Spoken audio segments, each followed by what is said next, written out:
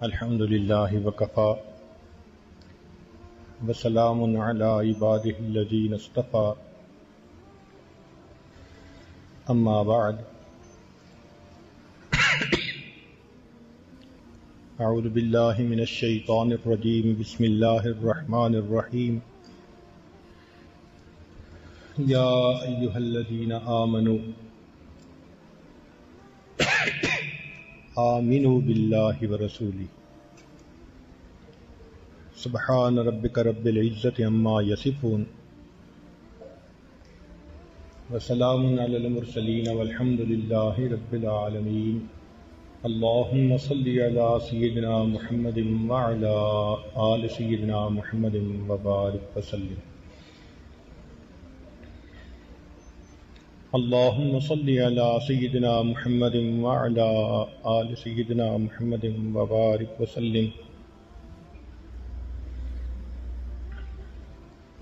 اللهم صل على سيدنا محمد وعلى آل سيدنا محمد وبارك وسلم یا ایھا الذین آمنوا، اے ایمان والو، آمنوا باللہ ورسولہ، اللہ اور اس کے رسول پر ایمان لے آؤ۔ مفسرین نے اس کا ترجمہ اتقوا سے کیا ہے۔ معنی یہ ہے کہ اے زبان سے کلمہ پڑھنے والو، اب دل سے بھی اس کو تسلیم کر لو۔ اس آیت میں خطاب ہے ایمان والوں سے،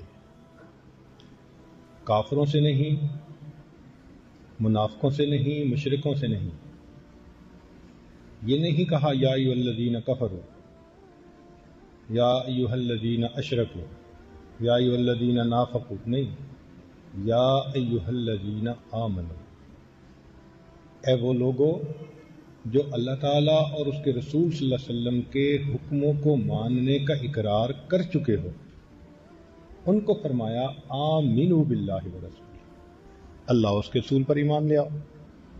گویا اس آیت میں ایمان والوں کو دعوت ایمان دی جا رہی ہے۔ آج کسی کو نصیحت کر دو، کہتے ہیں جی کافروں کو جا کے دعوت دو، ہم تو ایمان والے ہیں۔ اس آیت میں ایمان والوں کو کیا کہا جا رہا ہے؟ یا ایھا الذین آمنوا، ایمان والوں کو دعوت ایمان مل رہی ہے۔ وجہ کیا ہے کہ ایک چیز کی صورت ہوتی ہے اور ایک چیز کی حقیقت ہوتی ہے۔ عجائب گھر میں کئی دفعہ دیکھا کہ ایک شیر کی کھال میں انہوں نے کچھ بھر کے اس کو وہاں رکھا ہوا ہوتا ہے، وہ ممی ہوتی ہے، اس کی لاش ہوتی ہے، ہو بہو شیر، دانت بھی ہیں، آنکھیں بھی ہیں، کان بھی ہیں، منہ بھی ہے، سب کچھ ہے، لیکن اس صورت شیر کو دیکھ کر نہ کسی پر خوف طاری ہوتا ہے، نہ کوئی گھبراتا ہے۔ بچے جاتے ہیں، اس شیر کی دم پکڑتے ہیں، اس کے دانتوں کو ہاتھ لگاتے ہیں، کئی تو اس کے اوپر ہی چڑھ کے بیٹھ جاتے ہیں۔ وہ شیر ہے مگر شیر کی صورت ہے، اس صورت کی وجہ سے بندے کے اوپر وہ کیفیت نہیں ہوتی۔ اور ایک ہے کہ کوئی بندہ جنگل سے گزر رہا تھا، اچانک اس کے سامنے شیر آ گیا، اب اس بندے کے رونگٹے کھڑے ہو گئے، پسینہ آ گیا، گھبرا گیا، چہرہ فک ہو گیا۔ یہ کیفیتیں کیوں ہیں؟ حقیقت سامنے آ گئی۔ تو صورت اور حقیقت میں یہی فرق ہوتا ہے۔ جب صرف زبان سے کلمہ پڑھا اور صورت ایمان ہے تو اذان سن کے کچھ نہیں ہوتا، اللہ کا تذکرہ سن کے دل نہیں مچلتا، کچھ نہیں ہوتا، صورت ہے۔ اور جب حقیقت ایمان تو پھر جیسے ہی اللہ اکبر کی آواز آئی، نبی علیہ السلام بیگانہ ہو جاتے تھے لوگوں سے، حقیقت موجود تھی۔ کہا یہ جا رہا ہے کہ اے وہ لوگو جو صورت کو حاصل کر چکے ہو، اب تم حقیقت کو بھی حاصل کرنے کی کوشش کرو۔ زبان سے کہہ بھی دیا لا الہ تو کیا حاصل، دل و نگاہ مسلمان نہیں تو کچھ بھی نہیں۔ کہنے والے نے کیا عجیب بات کہی، تو عرب ہے یا عجم ہے، تیرا لا الہ الا، کہ تو عربی ہے یا اجمی ہے، تیرا لا الہ الا اللہ کا پڑھنا تو عرب ہے یا عجم ہے، تیرا لا الہ الا لغت غریب جب تک تیرا دل نہ دے گواہی، جب تک دل گواہی نہیں دے گا یہ لغت غریب کی مانے گا۔ تو حقیقت تو یہ ہے کہ دل بھی تصدیق کرے اس بات کی۔ اصطلاحی الفاظ میں ایمان کہتے ہیں کہ نبی علیہ الصلوۃ والسلام جو اللہ رب العزت کی طرف سے لے کر آئے اس کو سچ سمجھ کر تسلیم کر لینا، اس کو ایمان کہتے ہیں۔ جو شریعت اللہ کے حبیب صلی اللہ علیہ وسلم اللہ کی طرف سے لے کر آئے، خبر رسول صلی اللہ علیہ وسلم کو محض اعتماد کی بنا پر یقینی طور سے مان لینا، اس کو ایمان اصطلاحی طور پر کہتے ہیں۔ چنانچہ ہم پڑھتے ہیں آمنت باللہ وملائکتہ وکتبہ ورسلہ والیوم الآخر والقدر خیرہ وشرہ من اللہ تعالی والبعث بعد الموت۔ تو جس نے سچ سمجھ کر یہ الفاظ پڑھ لیے وہ اصطلاحاً ایمان والا بن گیا، وہ ایمان والوں کے زمرے میں شامل ہو گیا۔ اب تھوڑی سی اس کی تفصیل بھی سن لیجئے کہ مسلمان جب یوں کہتا ہے کہ میں اللہ پر ایمان لایا تو المسلم یؤمن باللہ تعالی بمعنی انہ یصدق بوجود الرب تبارک و تعالی، یعنی وہ تصدیق کرتا ہے کہ میں اللہ تعالی کے وجود کو مانتا ہوں۔ وانہ عز وجل فاطر السماوات والارض عالم الغیب والشہادہ رب کل شیء وملیکہ۔ ترجمہ کرنے کی تو ضرورت ہی نہیں ہے، اتنا آسان ہے، طلباء علماء ہی ہیں سارے۔ لا الہ الا ہو ولا رب غیرہ وانہ جل وعلا موصوف بکل کمال، اللہ تعالیٰ ہر کمال سے موصوف، منزہ عن کل نقص، ویؤمن کذالک بربوبیت لجمیع العالمین کما انہ یؤمن بألوہیت اللہ تعالی لجمیع الاولین والآخرین وانہ لا الہ غیر ولا معبود بحق سواہ، اس کے سوا کوئی معبود نہیں۔ یہ ہم تسلیم کرتے ہیں جب ہم اللہ پر ایمان لاتے ہیں۔ اب رہ گئی بات وَيُؤْمِنُ الْمُسْلِمُ بِمَلَائِكَةِ اللَّهِ تعالی، تو اس میں ہم یہ مانتے ہیں کہ انہم خلق من اشرف خلقہ وعباد مکرمون من عبادہ خلقہم من نور، اللہ نے فرشتوں کو نور سے پیدا کیا، کما خلق الانسان من صلصال کالفخار وخلق الجان من مارج من نار، وانہ تعالی وکلہم بوظائف، اور اللہ تعالیٰ نے فرشتوں کو مختلف ڈیوٹیاں سونپی ہوئی ہیں۔ فمنہم الحافظ علی العباد، ان میں سے بعض ہیں جو انسان کے اوپر کرامن کاتبین عمل لکھنے کے لیے متعین ہیں، حفاظت کرنے پر متعین ہیں۔ ومنہم المؤکلون بالجنت ونعیمها، بعض جنت اور اس کی نعمتوں کے ریسپانسبل ہیں۔ ومنہم المسبحون اللیل والنہار لا یفترون، اور بعض ایسے ہیں جو دن رات اللہ کی تسبیح کرتے ہیں، ان کے لیے افطار نہیں ہے، ہر وقت اللہ کی تسبیح بیان کر رہے ہیں۔ وَأَنَّهُ تَعَالَى فَاضَلَ بَيْنَهُمْ، اللہ نے ان میں درجات بنائے ہیں۔ فَمِنْهُمُ الْمَلَائِكَةُ الْمُقَرَّبُونَ، ان میں سے ملائکہ مقربون بھی ہیں، کجبریل و میکائیل و اسرافیل ومنہم دون ذالک، تو ہم فرشتوں پر ایمان لاتے ہوئے یہ مانتے ہیں۔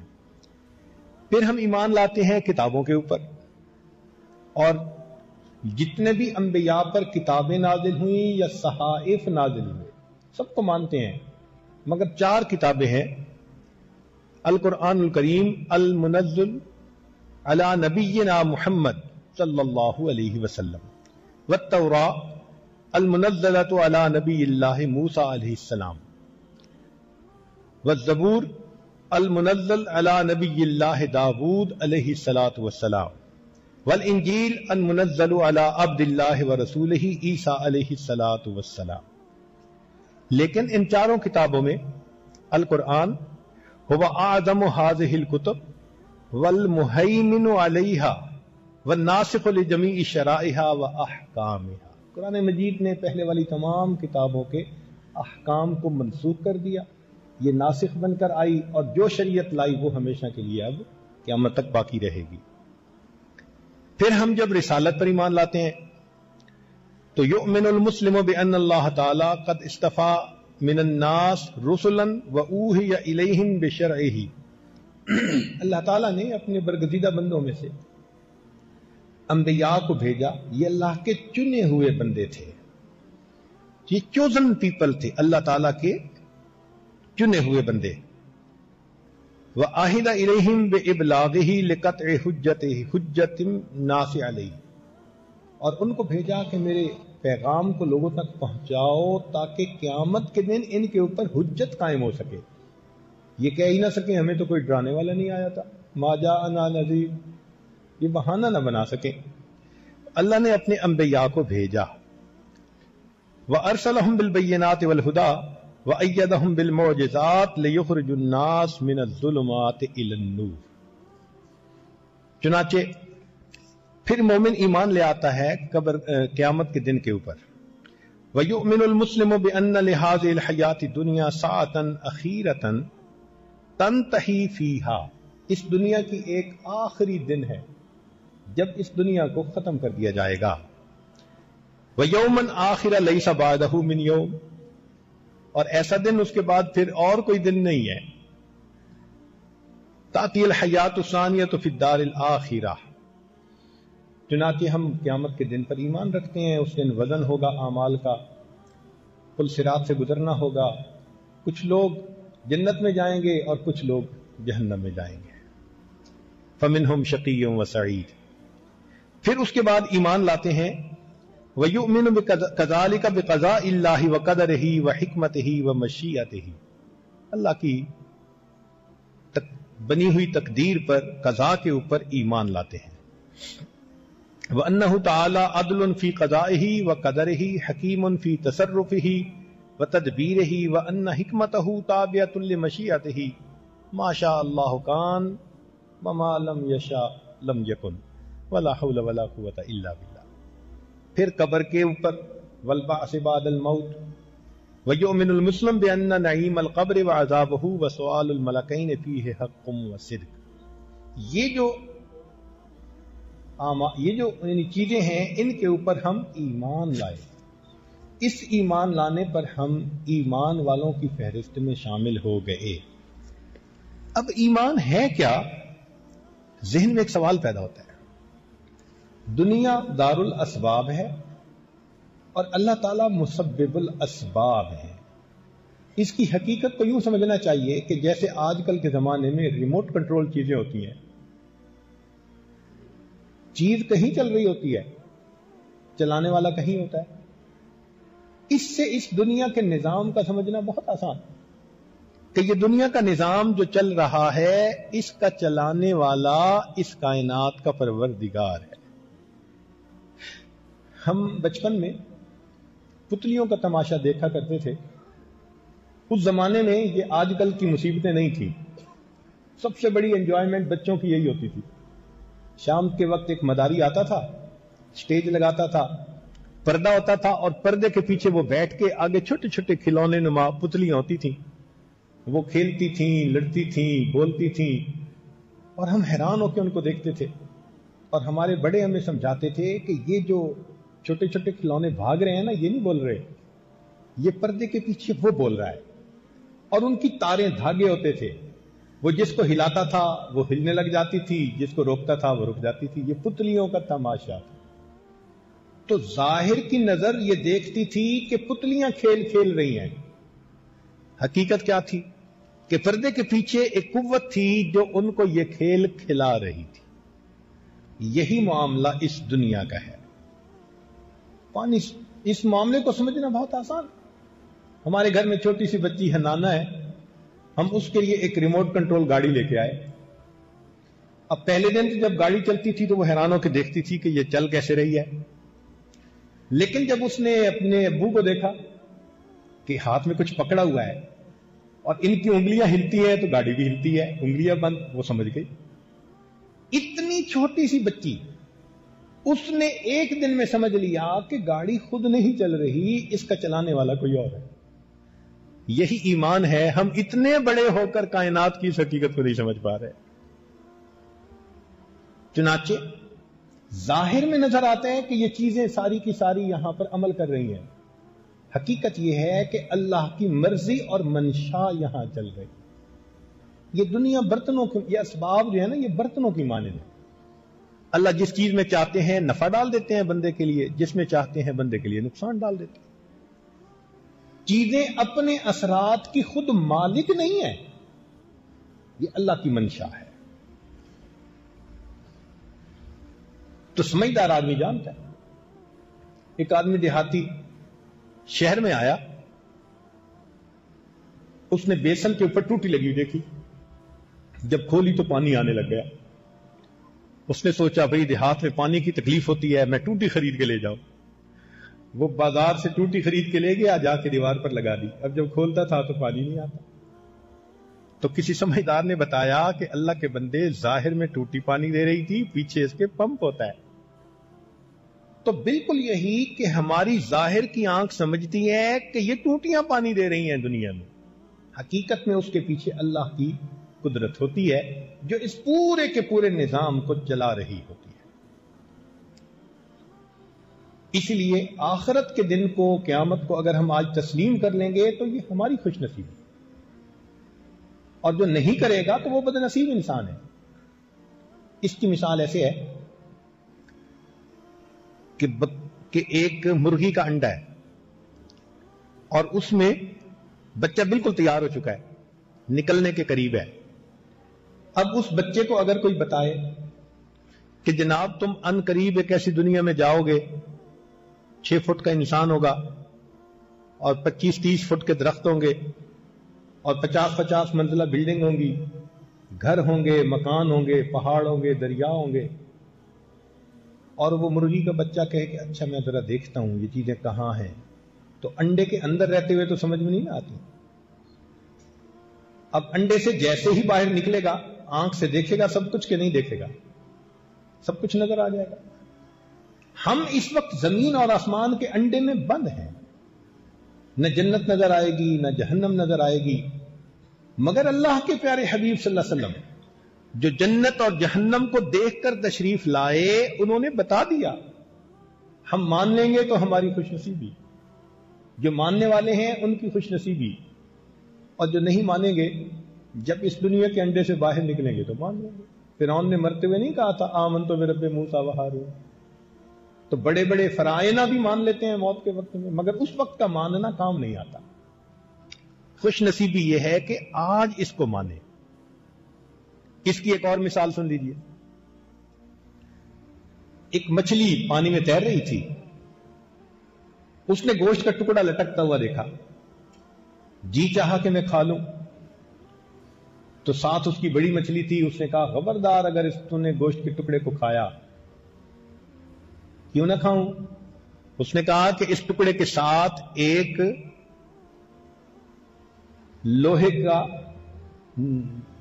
بنی ہوئی سوئی ہے، جیسے تم کھاؤ گی نا تو وہ کانٹا تمہارے حلق میں اٹک جائے گا، اور اس کے پیچھے دھاگا ہے، اور دھاگے کے پیچھے ایک فشر مین ہے، وہ پھر تمہیں کھینچے گا، اور جب تمہیں پکڑے گا تم پانی کے بعد مر جاؤ گی۔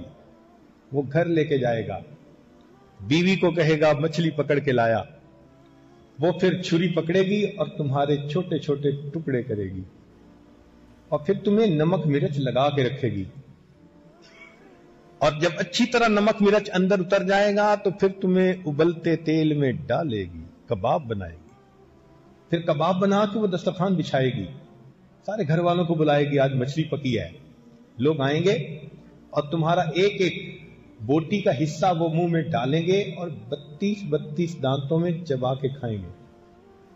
یہ ساری کہانی سن کے وہ چھوٹی مچھلی کہنے لگی اچھا میں دیکھتی ہوں، اب وہ پورے دریا میں اگر چکر لگائے، اس کو وہ شکار کرنے والا نظر آ سکتا ہے؟ اس کی بیوی نظر آ سکتی ہے؟ نمک مرچ نظر آتا ہے؟ ابلتا تیل نظر آتا ہے؟ کچھ نظر نہیں آتا۔ ماننے پہ منحصر ہے۔ مان لے گی اور بچ جائے گی تو فائدے میں رہے گی، اور اگر نہیں مانے گی تو جیسے ہی اس کو منہ لگائے گی اور کانٹا اس کے اٹکے گا تو باقی مناظر تو خود بخود دیکھے گی نا وہ۔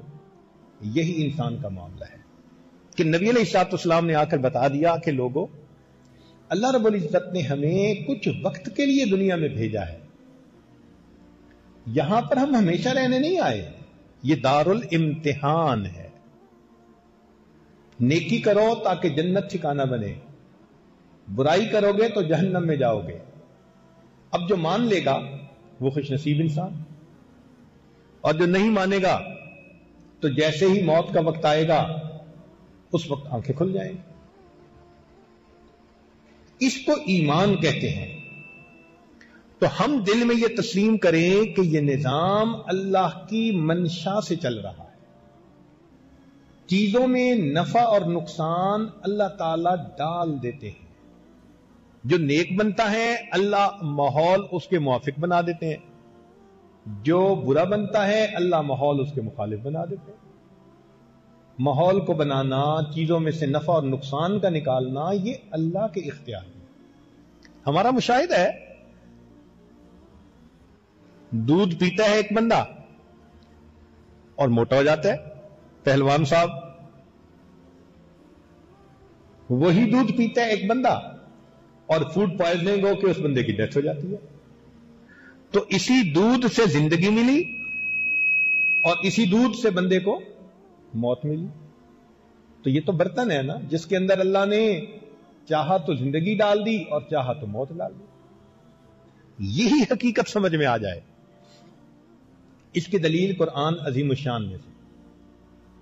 حضرت موسیٰ علیہ الصلوۃ والسلام جب اللہ تعالیٰ کے ملاقات کے لیے کوہتور پر گئے تھے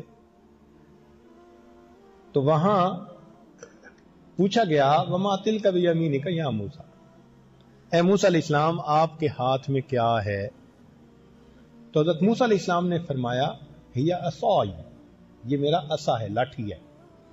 پھر اس کے فائدے بتائے، اتوکأ علیہا وَأَهُشُّ بِهَا عَلَىٰ غَنَمِي وَلِيَ فِيهَا مَآرِبُ أُخْرَىٰ، میرے بڑے فائدے ہیں۔ یعنی موسیٰ علیہ السلام یہ کہنا چاہتے تھے یہ بڑے فائدے کی چیز ہے۔ اللہ تعالیٰ نے فرمایا القھا یا موسیٰ، اے موسیٰ علیہ السلام سے ڈال دو نیچے۔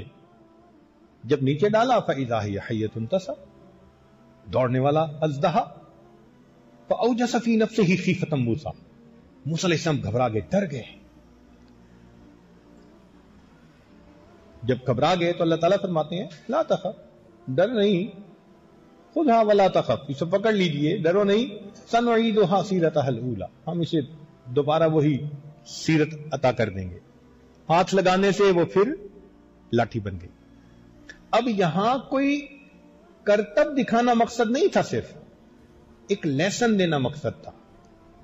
لیسن کا کیا مقصد تھا؟ لیسن کا مقصد یہ تھا کہ اے میرے پیارے نبی علیہ السلام، آپ جس چیز کو فرما رہے ہیں کہ یہ بڑے فائدے کی ہے، ہمارے حکم پر آپ نے اس کو زمین پر ڈالا، وہ دیکھو کتنے نقصان والی بن گئی، اور جس کو آپ نقصان والی سمجھ کے اتنا ڈر رہے ہیں، ہمارے حکم سے آپ نے اس کو ہاتھ لگایا، وہ پھر فائدے والی بن گئی۔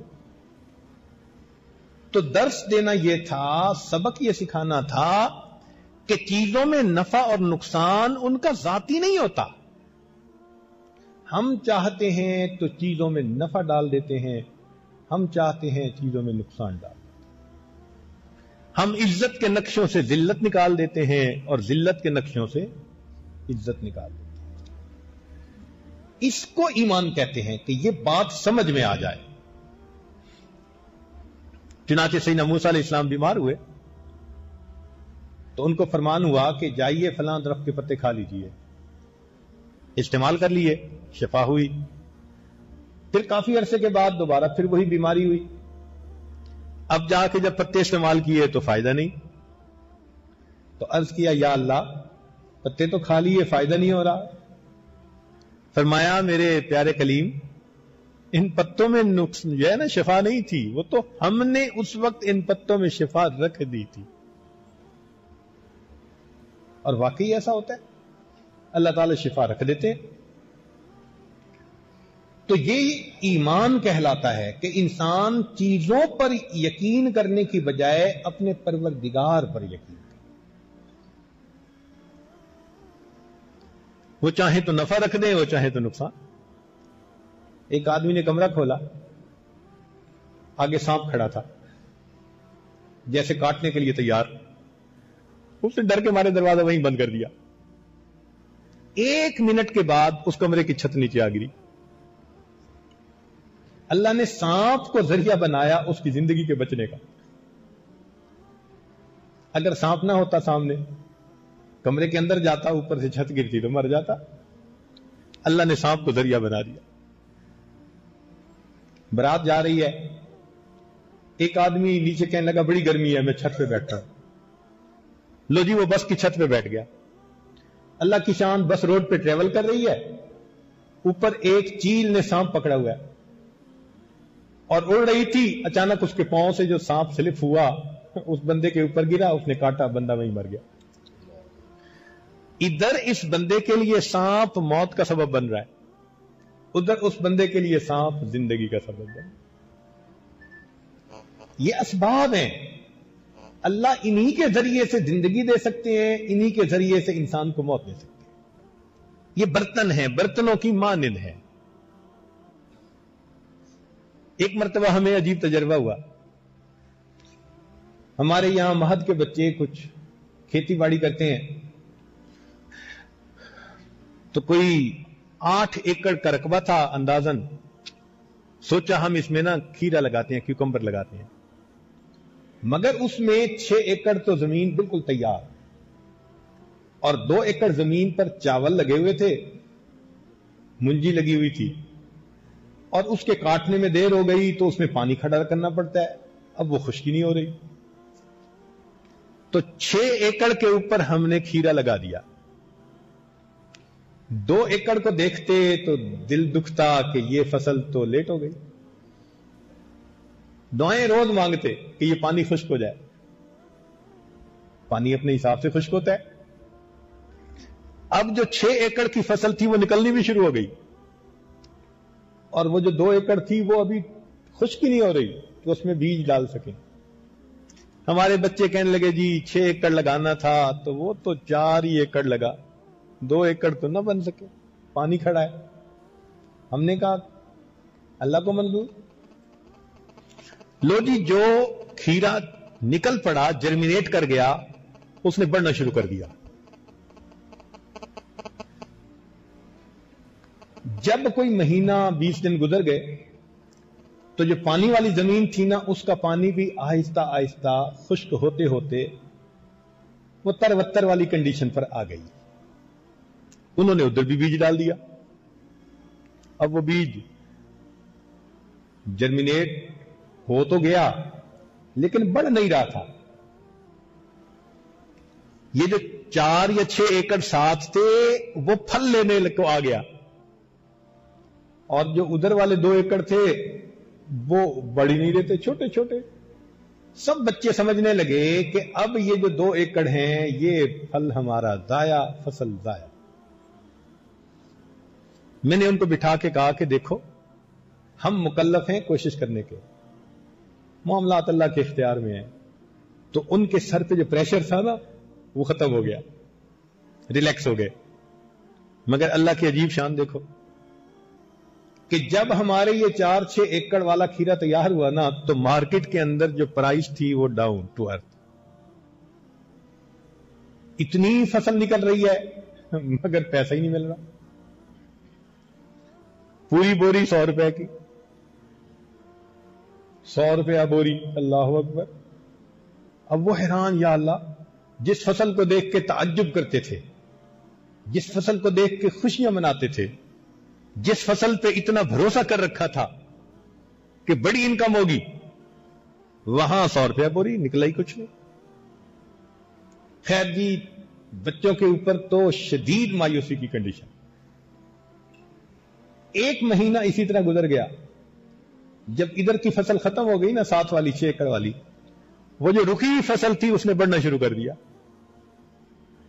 بڑھتے بڑھتے اللہ کی شان کہ وہ جو 2 ایکڑ تھے ایسے وقت میں ان کو پھل لگا جب مارکیٹ میں کھیرا نہیں تھا, تو پرائس شوٹ کر گئی اسکائی ہائی, بوری 800 روپے کی. 2 ایکڑ سے اتنی انکم ہوئی کہ 6 ایکڑ سے 2 کے برابر نہیں تھی. میں نے بچوں کو بیٹھ کے سمجھایا کہ دیکھو اللہ نے ہمیں سبق دیا ہے کہ میں چاہتا ہوں تو عزت کے نقشوں میں سے ذلت نکال دیتا ہوں, اور اگر چاہتا ہوں تو ذلت کے نقشوں میں سے تمہارے لیے میں نقصان کے نقشوں میں سے نفع نکال دیتا ہوں, اور نفع کے نقشوں سے تمہارے لیے نقصان نکال دیتا ہوں. تو معاملات کس کے اختیار میں ہوئے؟ اللہ رب العزت کے اختیار. مقصود اس کا یہ ہے کہ ہم چیزوں کے پیچھے لگ کے رب کو نہ چھوڑیں. جیسے لوگ مسجد کے دروازے کے ساتھ دکان ہے اور مسجد میں نہیں آتے نماز پڑھنے, کیوں کہ جی گاہک نہیں آئیں گے.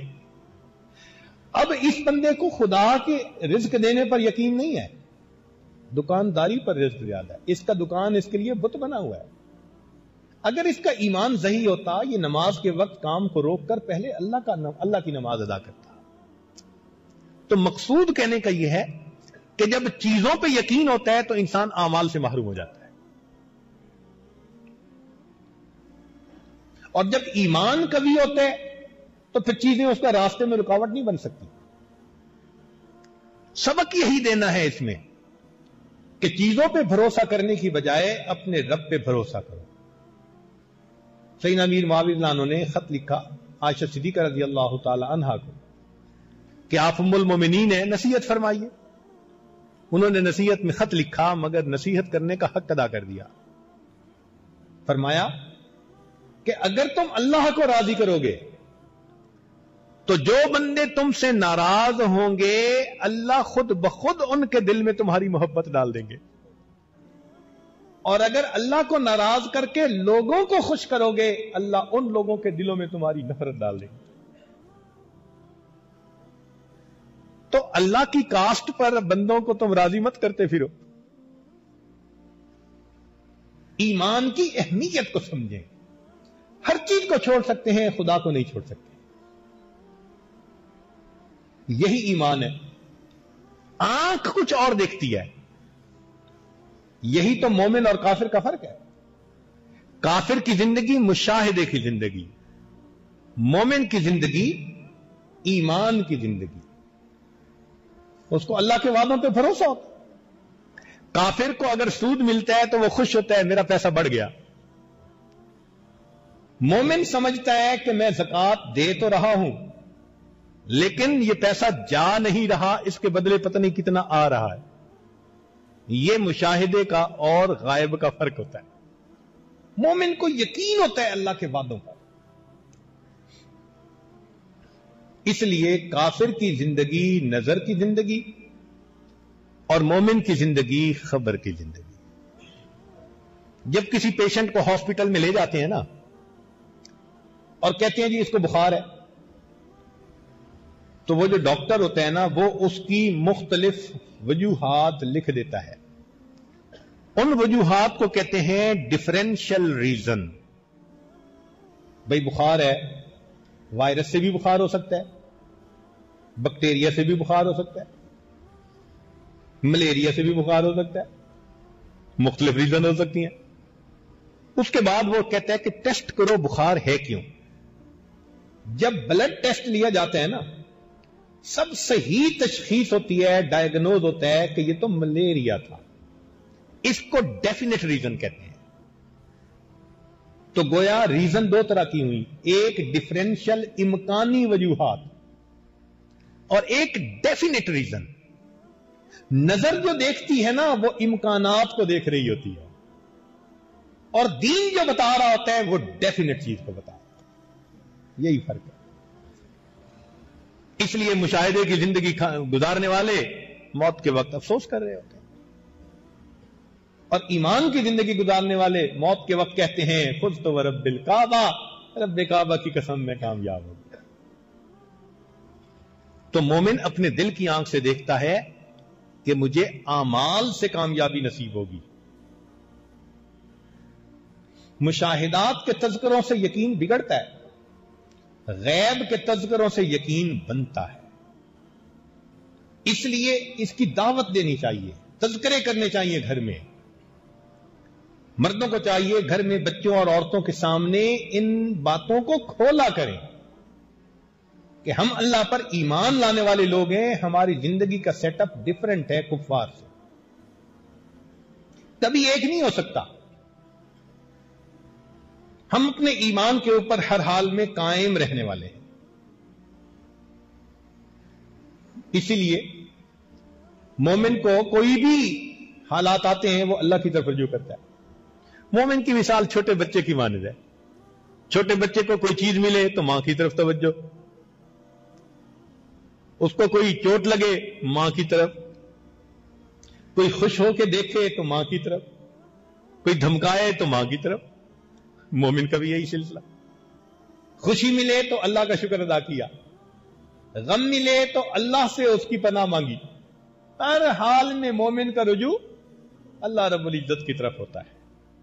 اسی لیے یہ ایمان ہماری بنیاد ہے. ایمان ہماری بنیاد ہے کہ ہم بن دیکھے اللہ رب العزت کو مانتے ہیں. دیکھیے طائف کے سفر میں نبی علیہ السلام کو کتنی تکالیف پہنچی. 2 فرشتے آتے ہیں، اے اللہ کے نبی صلی اللہ علیہ وسلم اگر آپ اجازت دیں تو ہم 2 پہاڑوں کو ملا کر ان لوگوں کو ختم ہی کر دیں. نبی علیہ السلام نے فرمایا کیا پتا ان کی آنے والی نسلوں میں ایسے لوگ پیدا ہوں جو ایمان لانے والے ہوں. علماء نے لکھا ہے کہ وہ قبیلہ بنو ثقیف کے لوگ تھے، اور قبیلہ بنو ثقیف میں بعد میں محمد بن قاسم ثقفی پیدا ہوئے، اور ان کے ذریعے اللہ نے پاکستان اور ہندوستان کے لوگوں کو ایمان کی دولت سے نوازا. ایمان دیکھ رہا تھا کہ آنے والوں میں اللہ تعالی ایسے لوگوں کو پیدا کر دے. مشاہدہ نہیں ہوتا، ایمان مختلف ہوتا ہے. اسی لیے ایمان والے جب ذرا لائن سے ہٹنے کی کوشش کرتے ہیں نا تو اللہ تعالیٰ ذرا ان پر تنگی کے حالات بھیج دیتے ہیں، پھر اللہ کی طرف رجوع. آج دیکھو امتحان دیا ہوا نا تو بڑا رجوع اللہ رہتا ہے، یا اللہ سپلی نہ آ جائے. جو وہ طلباء اسکول کالج کے جو فرض نماز نہیں نہ پڑھتے، امتحان دینے کے بعد وہ تہجد کے بھی نفل پڑھ رہے ہوتے ہیں. اور جی میں نے انٹرویو دیا ہوا ہے، کوئی پڑھنے کو وظیفہ بتا دو. جو قرآن نہیں پڑھتا تھا وہ وظیفہ پڑھ رہا ہے. اس کا مطلب خوشیاں سلاتی ہیں اور غم جگاتے ہیں. غم آتا ہے تو بندہ جاگتا ہے، احساس ہوتا ہے، اللہ کی طرف رجوع کرتا ہے. اللہ تعالیٰ ایمان والوں پر اسی لیے مختلف حالات بھیج دیتے ہیں. اس کا مقصود یہی ہوتا ہے کہ ذرا بھٹکنے کی کوشش ہوئی، بیماری بھیج دی، کوئی پریشانی بھیج دی، پھر اللہ کی طرف رجوع. پاک ہے وہ پروردگار جو اپنے بندوں کو پریشانیوں کی رسیوں اور زنجیروں سے جکڑ جکڑ کر اپنے در کی طرف واپس کھینچ رہا ہوتا.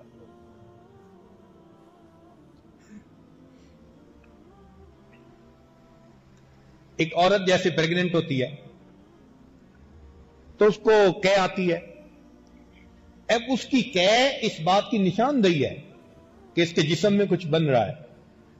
اسی طرح جب بندے کا ایمان بن رہا ہوتا ہے نا تو اس کے اوپر بھی حالات آتے ہیں.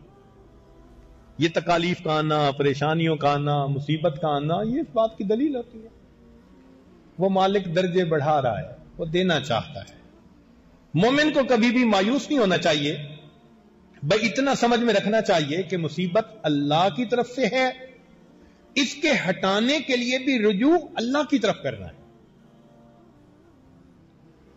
اس کو ہٹانے کے لیے مخلوق سے سہارے نہیں مانگنے، ان کے پیچھے نہیں بھاگنا، اللہ کی طرف بھاگنا ہے. کہتے ہیں نا کہ بنیاد جتنی مضبوط ہوگی عمارت اتنی اونچی ہوگی. تو بندے کا ایمان جتنا مضبوط ہوگا بندے کے اعمال اتنے بلند ہوں گے. تو ایمان کو مضبوط کرنے کی ضرورت ہے.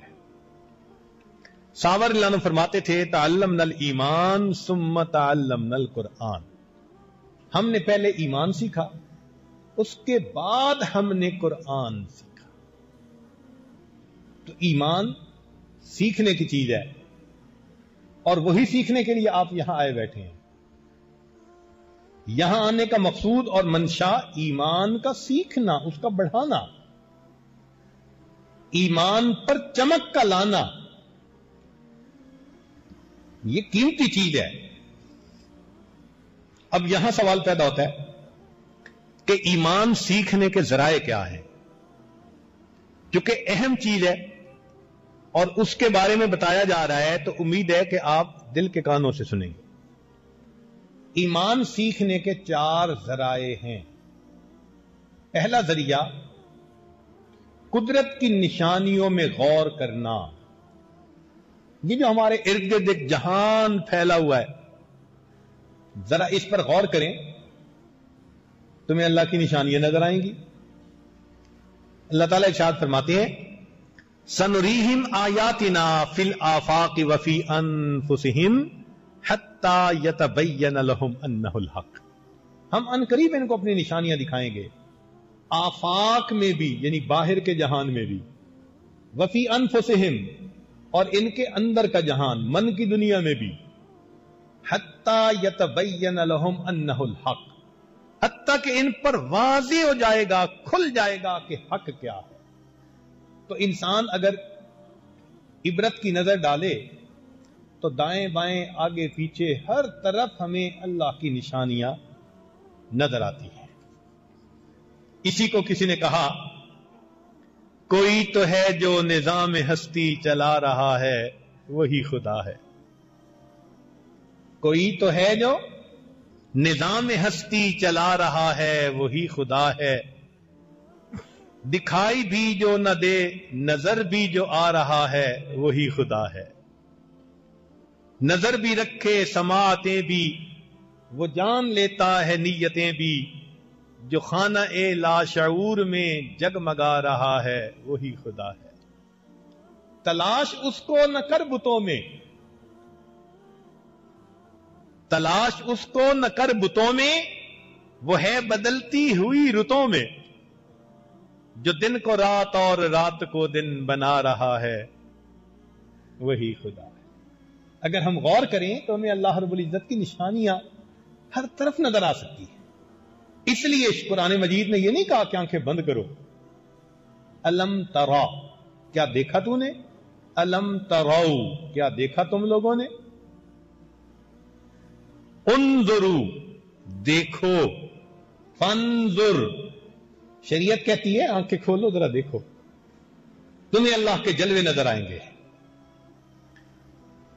کہنے والے نے کیا عجیب بات کہی، چاند تاروں میں تو مرغزاروں میں تو اے خدایا، کس نے تیری حقیقت کو پایا، تو نے پتھر میں کیڑے کو پالا، خشک مٹی سے سبزہ نکالا، یہ تیرا ہے جہاں یہ زمین آسماں اے خدایا، کس نے تیری حقیقت کو پایا، تو نہاں تیرا جلوہ عیاں ہے، تیری ہستی کا مظہر جہاں ہے، پھول میں مثل بو چھپ کے بیٹھا ہے تو اے خدایا، کس نے تیری حقیقت کو پایا، بحر اسیاں سے مولا بچا لے، دل کی کشتی ہے تیرے حوالے، تو ہی غفار ہے تو ہی ستار ہے اے خدایا، کس نے تیری حقیقت کو پایا۔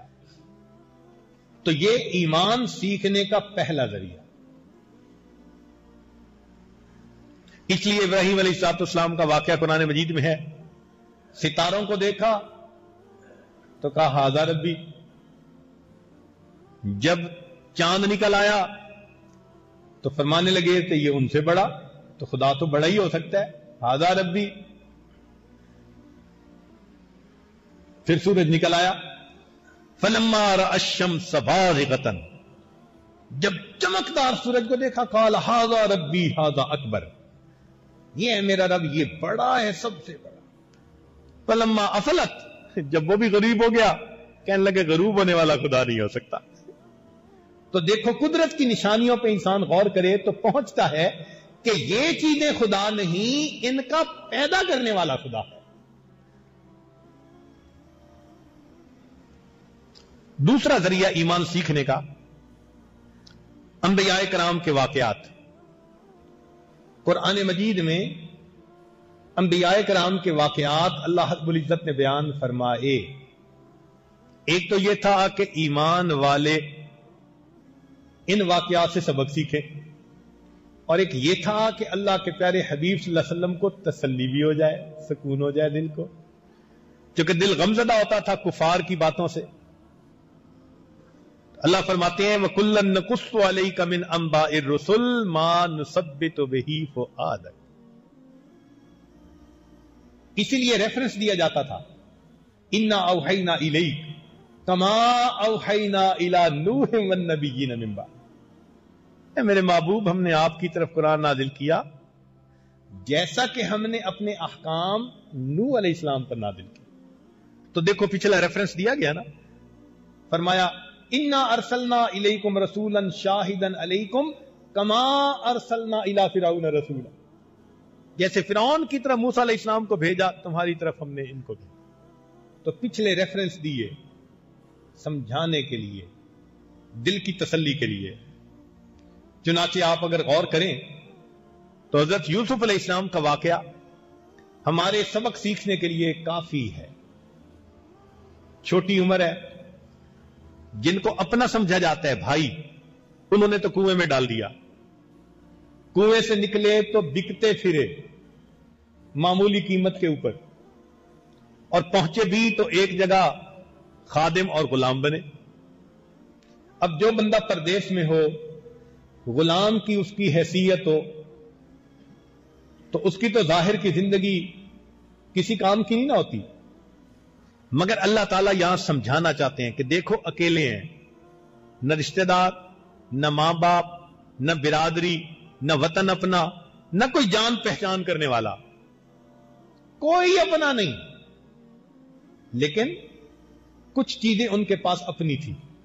شرافت اپنی تھی، دیانت اپنی تھی، عفت و پاک دامنی اپنی تھی، اور اللہ کے حکم پر استقامت یہ اپنی تھی۔ ان صفات کے ساتھ انہوں نے زندگی گزاری۔ نتیجہ کیا نکلا کہ جہاں تھے وہیں کے وہ وزیر خزانہ بن گئے، بے تاج بادشاہ، خزانوں کے مالک۔ اجعلنی علی خزائن الارض، خود بادشاہ نے بلا کے اپنی بادشاہی دی، حوالے کی۔ ایک وقت تھا کہ غلام ہیں، بک رہے ہیں، اور ایک وقت تھا کہ وقت کے بادشاہ بن کر بیٹھے ہیں۔ تو ان کو بادشاہ کس نے بنایا؟ اسباب نے نہیں بنایا، صفات نے بنایا ہے، اللہ کی رحمت نے بنایا ہے۔ یہی سبق دینا مقصد تھا کہ لوگوں تم اسباب کے پیچھے بھاگتے پھرتے ہو، زندگی برباد کر بیٹھتے ہو، تم صفات پیدا کرو، ایمان کو چمکاؤ، ان صفات کے صدقے اللہ وقت کے تاج تمہارے قدموں میں ڈال۔ چنانچہ سیدنا یوسف علیہ السلام اپنے دربار میں بیٹھے ہیں، بھائی آئے غلہ لینے کے لیے۔ جب وہ داخل ہوئے تو انہوں نے بادشاہ کو بیٹھے دیکھا تو وہ تو سمجھے عزیز مصر ہے، کہنے لگے یا ایھا العزیز، اے عزیز مصر، مسنا واہلنا الضر، ہمیں اور ہمارے اہل خانہ کو تنگ دستی نے بے حال کر دیا، وجئنا ببضاعۃ مزجاۃ فاوف لنا الکیل، اور ہم قیمت بھی اتنی لائے ہیں جو پوری نہیں، غلہ زیادہ چاہیے، قیمت تھوڑی ہے، وتصدق علینا، آپ ہمارے اوپر صدقہ خیرات کر دیں، ان اللہ یجزی المتصدقین، اللہ صدقہ دینے والوں کو جزا دیتا ہے۔ اب بھکاری کی طرح بھیک مانگ رہے تھے نا کہ ہمارے اوپر صدقہ خیرات کر دیں۔ حضرت یوسف علیہ السلام نے جب دیکھا نا کہ معاملہ اینجا رسید کہ یہ بھی تو نبی زادے ہیں نا، ایک نبی کے بیٹے ہیں، اور یہ آج بھکاری بن کے کھڑے ہیں اور مجھے کہہ رہے ہیں وتصدق علینا، ہمارے اوپر صدقہ کر دیجئے۔ اس وقت یوسف علیہ السلام نے پوچھا ما فعلتم بیوسف، تم نے یوسف کے ساتھ کیا کیا تھا؟ ان کو وہم و گمان نہیں تھا۔ قالو، کہنے لگے أَإِنَّكَ لَأَنْتَ یوسف، آپ یوسف ہیں؟ قال انا یوسف، فرمایا ہاں میں یوسف ہوں، وہذا اخی، یہ میرا بھائی بنی امین ہے، قد من اللہ علینا، اللہ نے ہم پر احسان کیا، انہ من یتق ویصبر، جو تقوی اختیار کرتا ہے، اپنے اندر صبر و ضبط پیدا کرتا ہے، فإن اللہ لا یضیع اجر المحسنین، اللہ ایسے نیکوکاروں کے اجر کو ضائع نہیں فرمائے گا۔ سبق سکھا دیا کہ دیکھو اسباب کے پیچھے مت بھاگو، ایمان بناؤ، اعمال بناؤ، اعمال پر کامیابی ملے گی۔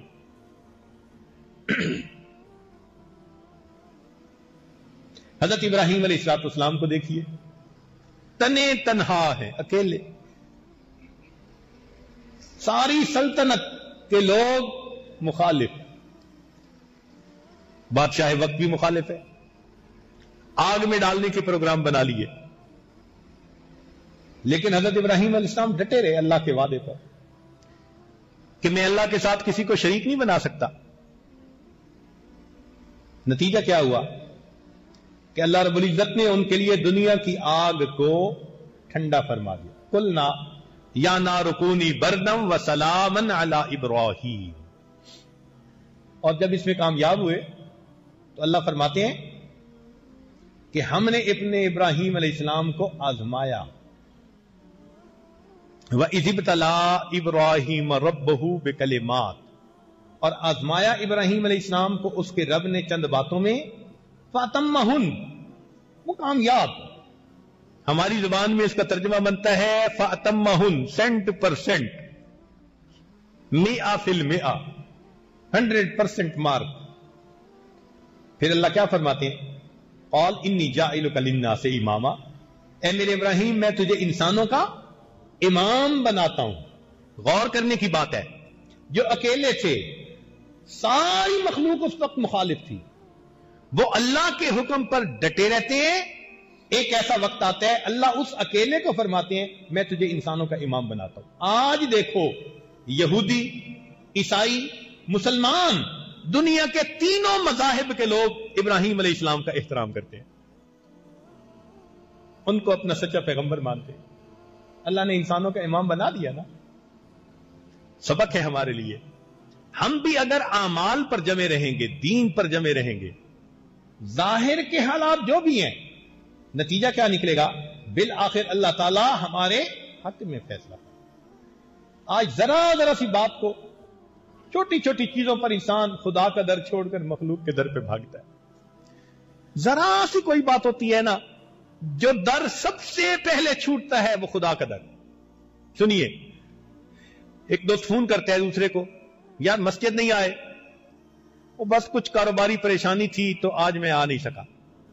یعنی کاروباری پریشانی آئی تو جو در سب سے پہلے چھوٹا وہ کس کا در تھا؟ خدا کا در۔ بیوی کا گھر تو نہیں چھوڑا نا، بچوں والا گھر تو نہیں چھوڑا، ماں باپ کا گھر تو نہیں، وہاں تو رات کو پہنچ گیا، چھوڑا تو کس کا در چھوڑا؟ یہی مسئلہ ہے کہ چھوٹی چھوٹی باتوں پہ خدا کا در چھوڑ بیٹھتے ہیں، حالانکہ ہر چیز کو چھوڑ سکتے ہیں، خدا کا در نہیں چھوڑ سکتے۔ اس کو سیکھنے کا نام ایمان ہے، اور ہمارے اکابر کی یہی صفت تھی، اللہ کے حکموں کے ساتھ ڈٹے رہتے تھے اور لگے رہتے تھے۔ تو ایمان سیکھنے کے 4 ذرائع، ایک، ارد گرد مخلوقات میں غور کر کے اللہ کی عظمت اور کبریائی کے نشانات اور آثار کو دیکھنا، دوسرا انبیاء کرام کے واقعات کو پڑھنا، اور تیسرا صحابہ رضی اللہ تعالیٰ عنہم کی زندگیوں کو پڑھنا اور ان کے ساتھ اللہ کی مدد کو دیکھنا۔ دیکھیں صحابہ رضی اللہ عنہم نے اپنی زندگی کو بنایا، اللہ نے دیکھو ان کو دنیا میں کیا مقام تسخیر عطا فرمایا۔ ایک لفظ عرض کر رہا ہوں، تسخیر، مسخر کرنا۔ مومن جب ایمان کا کمال حاصل کر لیتا ہے، اللہ اس کو مقام تسخیر عطا فرما دیتا۔ مقام تسخیر کا کیا مطلب ہوتا ہے؟ کہ اس مومن کا حکم آگ، پانی، ہوا اور مٹی چاروں کے اوپر چلتا ہے۔ مومن کا حکم آگ، پانی، ہوا اور مٹی چاروں کے اوپر چلتا ہے. ایک مثال سن لیجئے. سیدنا عمر رضی اللہ تعالیٰ عنہ کا ایمان بنا، پھر اللہ نے ان کو مقام تسخیر عطا کیا. حدیث پاک میں ہے ان کے دور خلافت میں ایک جگہ سے آگ نکلی اور مدینہ کی طرف بڑھنی شروع ہوئی. انہوں نے ایک صحابی کو فرمایا کہ جاؤ تمیم دارمی رضی اللہ عنہ کو، اور اس آگ کو جہاں سے نکلی وہیں واپس لوٹا کے آؤ. ان کے حکم سے وہ صحابی جاتے ہیں اور اپنی چادر کو چھانٹا بنا لیا اور چھانٹے کی طرح آگ کو مار رہے ہیں. جس پہاڑ سے آگ نکلی تھی آگ وہیں واپس لوٹ جاتی ہے. آگ حکم مانتی ہے. عمر رضی اللہ عنہ کے زمانے میں زمین میں زلزلہ آتا ہے. کتابوں میں لکھا ہے کہ جب زمین میں زلزلہ آنے لگا تو عمر رضی اللہ عنہ نے زور سے پاؤں زمین پر مارا. فرمایا زمین کیوں ہلتی ہے؟ کیا عمر نے تیرے اوپر عدل قائم نہیں کیا؟ اور زمین کا زلزلہ نہیں رک جاتا. زمین بھی ان کا حکم مان رہی ہے. کھڑے ہیں مسجد نبوی میں خطبہ دیتے ہوئے فرماتے ہیں یا ساریت الجبل. ایک صحابی تھے جو کہیں جہاد کر رہے تھے اور دشمن پہاڑ کے پیچھے سے حملہ کرنا چاہتا تھا. الفاظ ادا ہوئے. ساریہ رضی اللہ عنہ فرماتے ہیں کہ سینکڑوں میل دور میں نے وہ الفاظ سنے. ہوا نے حکم مانا. دریائے نیل کا پانی بند تھا تو جو مسلمانوں کے امیر تھے، لشکر تھے، امیر لشکر، انہوں نے خط لکھا کہ یہاں تو کسی نوجوان لڑکی کو پانی میں ڈالنا پڑتا ہے تب پانی چلتا ہے. عمر رضی اللہ عنہ نے لیٹر لکھا، اے دریا اگر اپنی مرضی سے چلتا ہے تو مت چل، اگر اللہ کی مرضی سے چلتا ہے تو امیر المومنین تجھے حکم دیتے ہیں کہ چل. دریائے نیل کا پانی آج بھی چل رہا ہے. عمر ابن الخطاب کی عظمتوں کے فریرے لہرا رہے. تو مومن کو مقام تسخیر نصیب ہو جاتا ہے. یہ خدا کی بات مانتا ہے، اللہ مخلوق کو اس کا مطیع اور فرما بردار بنا دیتا. آگ مانتی ہے، ہوا مانتی ہے، پانی مانتا ہے، زمین مانتی ہے، جنگل کے جانور. چنانچہ افریقہ کے جنگل میں صحابہ کو رات آ گئی تو ایک صحابی نے درخت پر چڑھ کر اعلان کیا، اے جنگل کے جانوروں، آج یہاں محمد صلی اللہ علیہ وسلم کے غلاموں کا بسیرا ہے، جنگل خالی کر. شیر بھی جا رہا ہے تو ہاتھی بھی جا رہا ہے، چیتا بھی جا رہا ہے. لوگ حیران ہیں. انہوں نے کہا کہ آپ کو یہ بات کس نے سکھائی؟ انہوں نے کہا یہ بات ہمیں ہمارے آقا حضرت محمد مصطفیٰ احمد مجتبی صلی اللہ علیہ وسلم نے سکھائی. کہنے لگے اچھا پھر ہمیں بھی اپنے جیسا بنا لو، کلمہ پڑھتے ہیں وہ مسلمان ہو جاتے. جنگل کے جانور بات مانتے ہیں. آج ہم خدا کی نہیں مانتے، نتیجہ کیا ہوتا ہے؟ ہمارا اپنے بیٹے نہیں مانتے، بیٹیاں نہیں مانتی، بیوی نہیں مانتی، بھائی نہیں مانتا. ہم خدا کی نافرمانی کرتے ہیں، اللہ ہمارے ماتحتوں کو ہمارا نافرمان بنا دے. فضیل بن عیاض رحمۃ اللہ علیہ فرماتے تھے، توجہ سے سنیے، فضیل بن عیاض رحمۃ اللہ فرماتے تھے کہ اللہ کے حکم کے ماننے میں جب بھی مجھ سے کوتاہی ہوئی، میں نے دیکھا میرے ماتحتوں نے میرا حکم ماننے میں میری کوتاہی کی. کیوں شکوے کرتے ہیں کہ اولاد نیک نہیں بنی؟ اپنی زندگی ایسی ہوتی ہے. یہی ایمان کو سیکھنا ہے. ہم اگر اللہ کے در کو مضبوطی سے پکڑ لیں گے اور اللہ کے 100% فرما بردار بن جائیں گے، اللہ مخلوق کو ہمارا فرما بردار.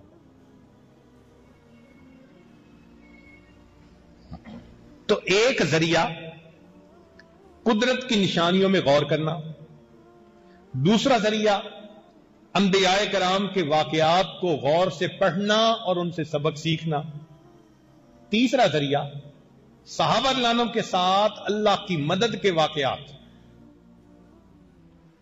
بدر میں اللہ کی مدد، لقد نصرکم اللہ ببدر وانتم اذلہ، لقد نصرکم اللہ فی مواطن کثیرۃ ویوم حنین. حنین میں اللہ کی مدد آئی. تو ان واقعات کو پڑھنے سے انسان کا ایمان مضبوط ہو جاتا ہے. اور چوتھا، ان احادیث کو پڑھنا جن میں نبی علیہ الصلوۃ والسلام نے ایمان کا مضمون بیان فرمایا، ان احادیث سے بھی انسان کا ایمان بڑھتا ہے. چنانچہ بہت سی احادیث ہیں، ان میں سے چند ایک احادیث جو ایمان سے متعلق ہیں وہ ذرا سن لیجئے. مضمون کی اہمیت ذہن میں رکھتے ہوئے توجہ سے امید ہے آپ حضرات بیٹھیں گے. جندب بن عبداللہ رضی اللہ عنہ فرماتے ہیں کنا مع النبی ونحن غلمان حذاورا. غلمان غلام کی جمع، کہ ہم لڑکے تھے قریب البلوغ اور نبی علیہ السلام کی ہم صحبت میں بیٹھتے تھے. فتعلمنا الایمان قبل ان نتعلم القرآن. اللہ کے نبی نے قرآن سے پہلے ہمیں ایمان سکھایا.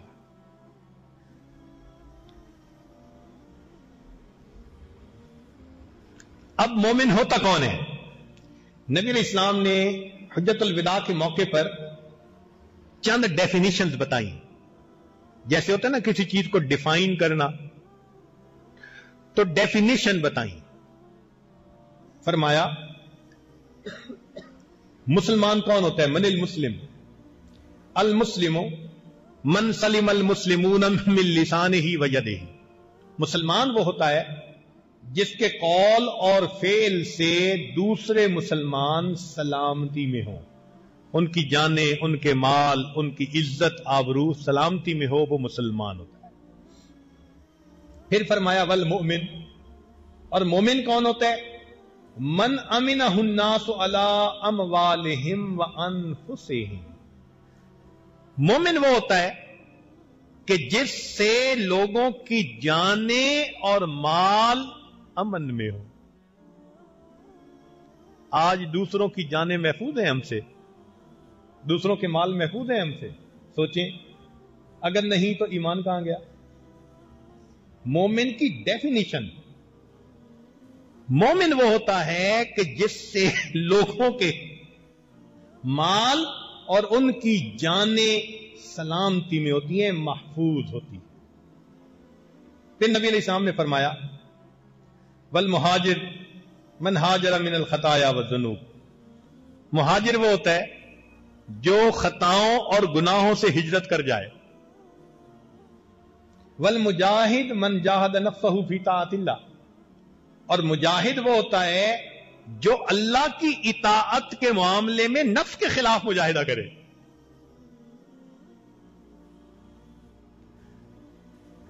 ایک اور حدیث مبارکہ میں نبی الاسلام نے فرمایا، ابن مسعود عنہ روایت کرتے ہیں الیقین الایمان کلو. یقین پورا ایمان ہے. والصبر نصف الایمان، اور صبر آدھا ایمان ہے. صبر آدھا ایمان اور یقین یعنی بندے کا یقین پکا ہوتا ہے پھر اللہ کے وعدوں پر. ایک حدیث پاک میں نبی علیہ السلام نے فرمایا الایمان بضع وستون شعبہ والحیاء شعبۃ من الایمان.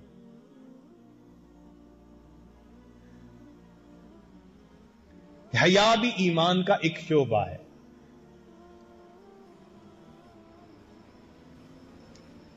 ایک حدیث پاک میں نبی علیہ السلام نے فرمایا الحیاء والایمان قرناء جمیعا. ایمان اور حیا یہ دونوں ساتھی ہیں. فَإِذَا رُفِعَ أَحَدُهُمَا رُفِعَ الْآخَرُ. ایک رخصت ہو جاتے ہیں تو دوسرا بھی رخصت ہو جاتا ہے. اس کا مطلب جس بندے سے حیا رخصت ہو گیا اس سے ایمان رخصت ہو گیا. مومن بے حیا نہیں ہو سکتا. اس لیے دین ایمان، یہ جو دین اسلام ہے نا، یہ حیا کا علمبردار ہے اور کفر بے حیائی کا علمبردار. یہی تو بنیادی فرق ہے. اسی کو تہذیبوں کا ٹکراؤ کہہ دو، جو مرضی کہو.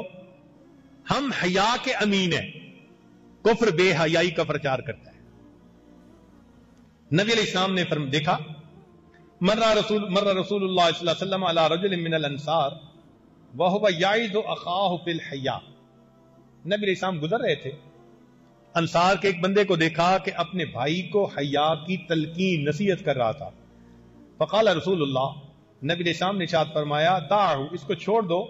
فإن الحیاء من الایمان، حیا تو ایمان میں سے ہے. تو حیا کے بغیر تو کوئی بندہ مومن بن ہی نہیں سکتا. ایک اور روایت میں ابو ہریرہ فرماتے ہیں الحیاء من الایمان والایمان فی الجنہ، حیا ایمان میں سے ہے اور ایمان بندے کو جنت میں لے کے جائے گا۔ ایک اور حدیث پاک میں نبی اسلام نے ارشاد فرمایا ثلاث من کن فیہ وجد حلاوت الایمان، تین صفتیں جس میں ہو وہ ایمان کی حلاوت پائے گا، ایمان کی لذت پائے گا۔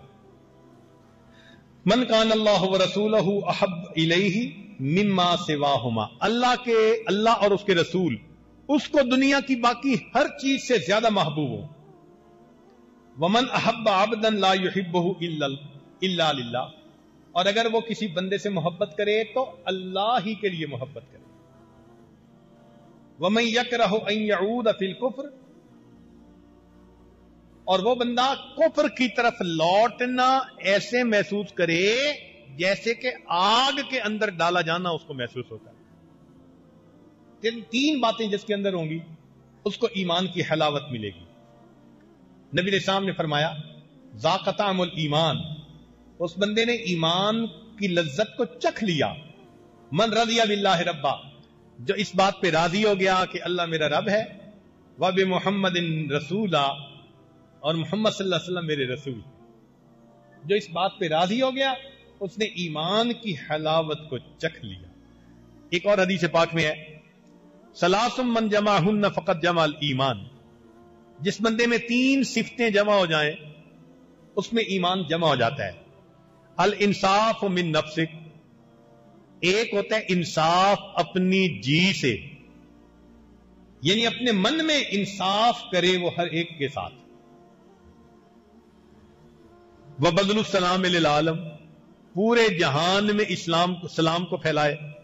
والانفاق من الاقتار، اور قحط کے وقت میں اللہ کے راستے میں خرچ کرے۔ جس میں یہ تین صفتیں ہوں گی ایمان اس میں جمع ہو جائے۔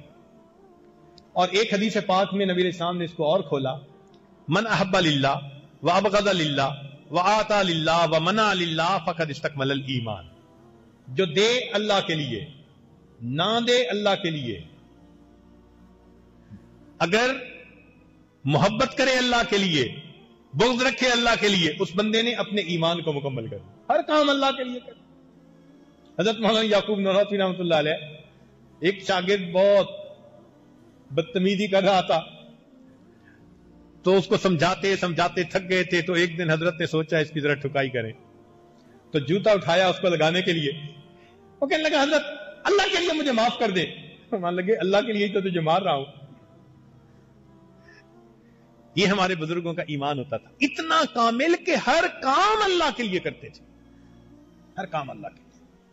تو ایمان اس طرح مکمل ہوتا ہے۔ ابو ہریرہ عنہ فرماتے ہیں اکمل المؤمنین ایمانا احسنہم خلقا، ایمان والوں میں سے سب سے کامل ایمان کا جس کے اخلاق اچھے ہوں، وخیارہم خیارہم لنسائہم، اور ان میں سے سب سے بہتر وہ ہیں جو اپنی بیویوں کے لیے بہتر۔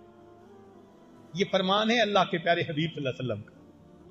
تو دوستوں میں اچھا بن کے رہنا، اس کو نہیں کسی نے پوچھنا، سب سے پہلی چیز پوچھیں گے گھر میں بیویوں سے سلوک کیسا تھا، اس لیے کہ اللہ تعالیٰ نے سفارش کی ہوئی ہے نا، وعاشروہن بالمعروف، اپنی بیویوں کے ساتھ تم اچھے انداز سے زندگی گزارو۔ تو بندے نے جس کام کی سفارش کی ہو پھر پہلے اسی کے بارے میں پوچھتا ہے۔ اس لیے حدیث پاک میں آتا ہے کہ قیامت کے دن انسان کی نیکیوں میں سے سب سے پہلا عمل جو نام اعمال میں رکھا جائے گا نماز کے بعد حقوق العباد میں سے، وہ بچوں کے نان نفقہ کو رکھا جائے گا۔ بیوی بچوں پہ کیا خرچ کرتا تھا، حقوق العباد میں سے سب سے پہلے اس کو دیکھیں گے، سب سے پہلے دیکھیں گے بیوی کے ساتھ کیسا تھا۔ آج باہر تو بہار ہوتی ہے اور گھر کے اندر ہر بندے کا موڈ بنا ہوتا ہے، الا ماشاء اللہ۔ کہتے ہیں حضرت پتہ نہیں گھر جاتی ہیں بس دماغ گرم رہتا ہے، اصل میں شیطان ہوتا ہے جو دماغ گرم کر دیتا ہے۔ اس شیطان کو پتہ ہے کہ اگر اس نے مسکرا کر دیکھا بیوی کو اور آگے سے بیوی نے مسکرا کے دیکھ لیا تو اللہ ان دونوں کو مسکرا کر دیکھیں گے، نوبت نہیں آنے دیتا، موڈ بنا رہتا ہے۔ تو توجہ کرنے کی ضرورت ہے کہ اللہ کے حبیب صلی اللہ علیہ وسلم فرما رہے ہیں خیارہم خیارہم لنسائہم، ان میں سے سب سے بہتر وہ ہیں جو اپنے بیوی بچوں کے لیے بہتر ہیں، عورتوں کے لیے بہتر ہیں۔ ابو درداء رضی اللہ عنہ روایت کرتے ہیں ما من شیء اثقل فی میزان المؤمن یوم القیامت من خلق حسن، قیامت کے دن بندے کے نیکیوں کے نامے یعنی نیکیوں کے پلڑے میں سب سے زیادہ بھاری عمل اس کی خوشخلقی ہوگی۔ تو خوشخلقی سب سے زیادہ بھاری عمل ہوگا۔ ابو ہریرہ رضی اللہ عنہ فرماتے ہیں لا یفرق مؤمن مؤمنۃ ان کرہ منہا خلقا رضی منہا آخر۔ سبحان اللہ، حضرت مرشد اعظم معلم اعظم حضرت محمد مصطفیٰ صلی اللہ علیہ وسلم نے طبیب تھے نا، کیا پیاری بات بتا دی۔ ازدواجی زندگی گزارنے کے لیے دیکھو کتنی مزے کی بات بتائی۔ فرمایا مومن کو نہیں چاہیے کہ مومنہ سے بغض رکھے، یعنی خاوند کو نہیں چاہیے کہ بیوی سے بغض رکھے۔ ان کارہ منہا خلقا، اگر اس کی کوئی بات اس کو ناپسند ہے، رضی منہا آخر، غور کرے کتنی باتیں اس میں سے ایسی ہوں گی جن کو یہ پسند کرتا ہوگا۔ یوں تو اگر بیوی خاوند کی طرف دیکھے تو 10 باتیں اچھی ہوں گی تو 50 الٹی بھی تو ہوں گی۔ تو فرمایا کہ تم فرشتوں کے معیار پہ نہ تولو، انسانوں کے معیار پہ تولو۔ ہر بندے میں اللہ نے اچھائیاں بھی رکھی، برائیاں بھی رکھی۔ اچھائیاں اچھی لگتی ہیں تو برائیوں کو اللہ کے لیے برداشت کرو۔ کوئی انسان فرشتہ نہیں بن سکتا کہ سب اچھائیاں اس میں، کمزوریاں ہر بندے کے اندر ہوتی ہیں۔ اب کسی کا اللہ تعالیٰ نے مزاج سخت بنا دیا، وہ جتنا نرم ہو جائے سختی تو پھر بھی نظر آئے گی۔ جس کا نرم بنا دیا وہ کتنا ہی سخت بن جائے پھر بھی نرمی ہوگی۔ فطرت ہے نا، فطر اللہ فطرت اللہ التی فطر الناس علیہا، اللہ نے فطرت پہ بنایا۔ مگر ہم نے دیکھا ہے کہ جو عورتیں ذرا طبیعت کی سخت ہوتی ہیں، گو سختی والی کمی ہوتی ہے، مگر دوسری طرف وہی عورتیں پاک دامن بھی ہوتی ہیں، عزت کی حفاظت بھی وہی کر سکتی ہیں۔ تو دیکھو کتنی خوبی بھی ہے اسی کی وجہ سے۔ نہ طبیعت میں یہ سختی ہوتی تو پتہ نہیں عزت کی حفاظت بھی نہ کر سکتی۔ تو کہیں نہ کہیں تو اس کا اچھا امپیکٹ بھی ہے نا۔ آخر طبیعت کے اندر اگر لیڈرشپ ہے تو پھر ادارے تو وہی چلا سکتا ہے نا، دوسرا بندہ تو نہیں چلا سکتا۔ کوئی اور بیوی ہوتی وہ تو مدرسے کی چپڑاسن بننے کے قابل ہوتی۔ آج اللہ نے ایسی بیوی دی جو مدرسے کی پرنسپل بنی ہوئی ہے۔ تو بھائی جب پرنسپل بنی ہے تو اب اس کی طبیعت کے اندر کچھ چیزیں ہوں گی جن کے ساتھ کمپرومائز کرنا ہوگا۔ یہی بیویوں کو چاہیے کہ خامدوں کے بارے میں سوچیں۔ تو یہ میاں بیوی کا معاملہ اس معاملے میں بہت اہم ہے کہ قیامت کے دن وہی اعلیٰ اچھا بندہ سمجھا جائے گا جو اپنی عورتوں کے لیے اچھا ہوگا۔ نبی علیہ السلام نے ارشاد فرمایا، نعمان بن بشیر رضی اللہ عنہ فرماتے ہیں تر المؤمنین فی تراحمہم وتوادہم وتعاطفہم کمثل الجسد، تو دیکھے گا ایمان والوں کو اپنے رحم کے معاملے میں، محبت کے معاملے میں اور نرمی کے معاملے میں کمثل الجسد، ایک جسم کی مانند ہوتے ہیں۔ اذا اشتکا عضو تداعی لہ سائر جسدہ بالسہر والحمى، ایک عضو کو اگر تکلیف ہوتی ہے تمام جسم درد بھی محسوس کرتا ہے اور رات کو بھی جاگتا ہے۔ ایک جسم ہوتا ہے۔ کبھی ایسے ہوا کہ پاؤں پہ چوٹ لگی ہے اور آنکھیں کہیں میری پرابلم نہیں ہے، پاؤں کی پرابلم ہے، میں سو رہی ہوں؟ ایسا ہو ہی نہیں سکتا۔ ایک عضو کی تکلیف پورے جسم کی تکلیف، ایک عضو کی راحت پورے جسم کی راحت۔ تو ایمان والوں کی یہی مثال، ایک کا غم سارے ایمان والوں کا غم، ایک کی خوشی سارے ایمان والوں کی خوشی۔ چنانچہ ابی موسیٰ رضی اللہ عنہ فرماتے ہیں المؤمن للمؤمن کالبنیان یشد بعدہ بعدا، کہ مومن اور مومن کی مثال دیوار کی طرح اینٹ جیسے جڑتی ہے نا تو مضبوط دیوار بن جاتی ہے، ایسے ایمان والا ایمان والے کے ساتھ اکٹھا ہوتا ہے تو وہ مضبوط دیوار بن جاتی ہے۔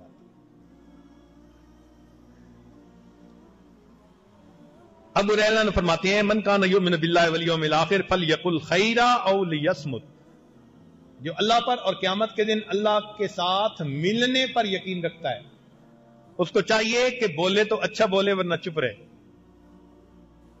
من کان یؤمن باللہ والیوم الاخر فلیکرم جارہ، جو اللہ پر اور قیامت کے دن اللہ کی ملاقات پر یقین کرتا ہے اس کو چاہیے پڑوسی کا اکرام کرے۔ من کان یؤمن باللہ والیوم الاخر فلیکرم ضیفہ، وہ اپنے مہمان کا اکرام کرے۔ نبی علیہ السلام نے فرمایا والذی نفسی بیدہ، قسم کھا کر اللہ کے نبی نے فرمایا، کتنا ایمفیسس پلیس کیا جا رہا ہے، اندازہ کیجئے اس زبان سے جس سے ہمیں قرآن ملا، اللہ کے محبوب قسم کھا کر فرما رہے ہیں کہ لا تدخلون الجنہ حتی تؤمنوا، تم جنت میں نہیں داخل ہوگے جب تک تم ایمان والے نہیں ہوگے، ولا تؤمنوا حتی تحابوا، اور تم ایمان والے نہیں ہو سکتے جب تک آپس میں تم محبت کرنے والے نہیں۔ تو مومن رف اینڈ ٹف نہیں ہوتا، مومن کے دل میں محبت کرنے والا دل ہوتا ہے، ہر ایک کے لیے محبت اللہ کی رضا کی خاطر۔ بعض لوگ ہوتے ہیں ہر وقت آنکھیں دوسروں کے چہروں پر پڑتی ہیں، ان کے عیب ڈھونڈتی ہیں، یہ بھی برا، یہ بھی برا، یہ بھی برا، اس سے بھی نفرت، اس سے بھی نفرت۔ وہ کدھر سے ایمان ہو گیا ان کے پاس؟ دلوں میں نفرتیں جس کی ہوں ایمان تو رخصت ہو جاتا ہے۔ ایک اور روایت میں ابو ہریرہ نے فرماتے ہیں کہ ما یصیب المؤمن من وصب ولا نصب ولا سقم ولا حزن حتى الهم يحمه الا كفر به من خطيئاته، کہ مومن کو زندگی میں بیماری آتی ہے، رنج آتا ہے، تکلیف آتی ہے، تھکاوٹ ہوتی ہے، ہر چیز کے بدلے اللہ اس کے گناہوں کو معاف فرما دیتے ہیں۔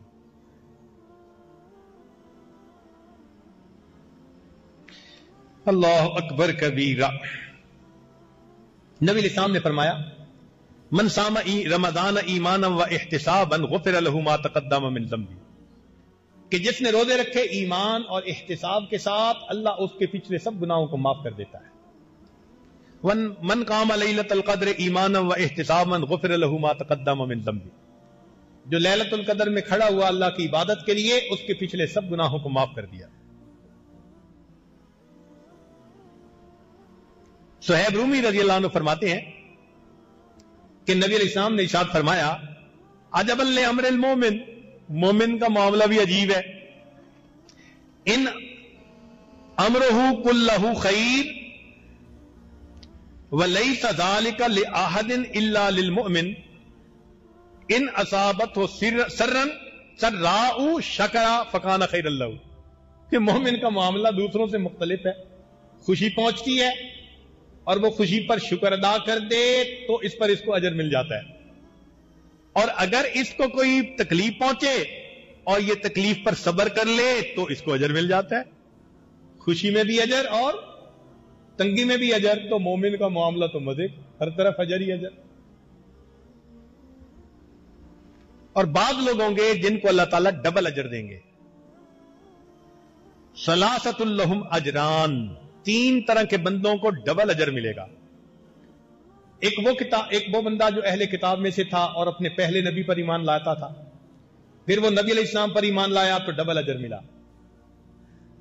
والعبد المملوک اذا ادى حق اللہ وحق موالی، اور ایک غلام مالک کا بھی حق ادا کرتا ہے، مالک الملک کا بھی حق ادا کرتا ہے، اس کو بھی ڈبل اجر۔